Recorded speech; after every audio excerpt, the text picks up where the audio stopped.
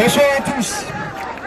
Donc cette nuit, vers 2h du matin, les militants de la flotille de la liberté ont vu leur bateau pris d'assaut par l'armée israélienne.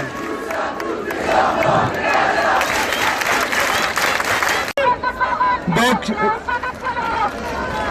cette nuit, vers 2h du matin, les militants de la flotille de la liberté ont vu leur bateau pris d'assaut par l'armée israélienne.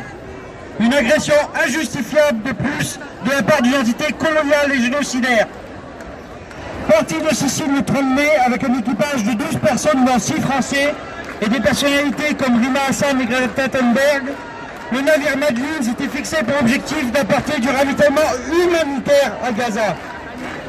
L'initiative de la flotille de la liberté, qui existe depuis 2010, vise à briser le blocus illégal et inhumain que l'État colonial israélien impose à la bande de Gaza depuis 2007. Lors de la première tentative en 2010, l'armée israélienne avait abordé un des navires participants, le Mavi Marmara, tuant 10 personnes. Depuis l'année dernière, une nouvelle flotille de la liberté s'est rassemblée en Turquie, mais n'a jamais pu appareiller, car Israël a fait usage de nombreuses pressions et de menaces afin que les navires ne soient pas autorisés à prendre la mer. Le mois dernier, un nouveau navire, le Conscience, a tenté à son tour de forcer le blocus, mais a subi une attaque par drone au large de Malte, détruisant ses machines, heureusement sans faire de blessés. Hier soir, l'État israélien a une fois de plus démontré à la communauté internationale son mépris absolu des lois et normes internationales en s'attaquant à un navire humanitaire dans les eaux internationales et kidnappant son équipage.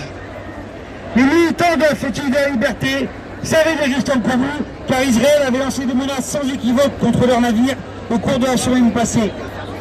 Des personnalités politiques et soutiens indéfectibles de l'entité sioniste, tels le fasciste Meir Habib, ont publiquement souhaité que les militants arrêtés soient jetés dans les geôles israéliennes. Les plus haineux des pro-israéliens sur les réseaux sociaux n'hésitant pas non plus à appeler au meurtre.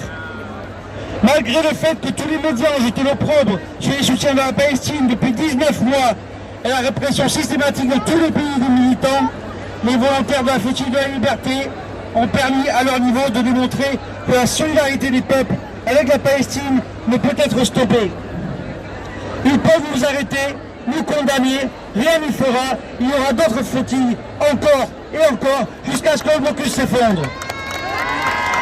La répression d'une mission civile à but strictement politique et humanitaire démontre une fois de plus que la barbarie se situe du côté des sionistes et de tous leurs soutiens internationaux dans notre pays.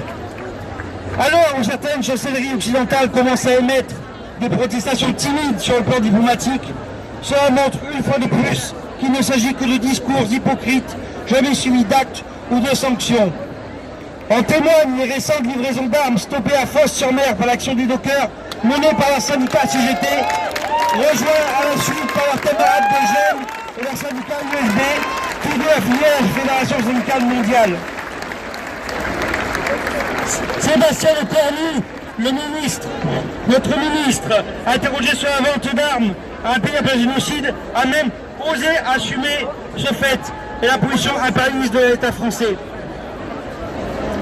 Donc, cela montre bien que nous ne devons avoir aucune confiance envers l'État français qui enferme résistants, influenceurs, journalistes, militants pour faire taire les voix de la lutte. Il faut faire preuve de toute la solidarité possible avec toutes les initiatives militantes et faire preuve d'unité face à la répression. Ils pensent porter un coup à la cause palestinienne en arrêtant des militants désarmés. En réalité, ils font que démontrer auprès de portions encore plus larges du peuple qu'ils sont du mauvais côté de l'histoire et nous donner la voie à suivre pour nous tenir du bon côté, avec la Palestine jusqu'à la libération complète de la mer au Jourdain. Vive la Palestine!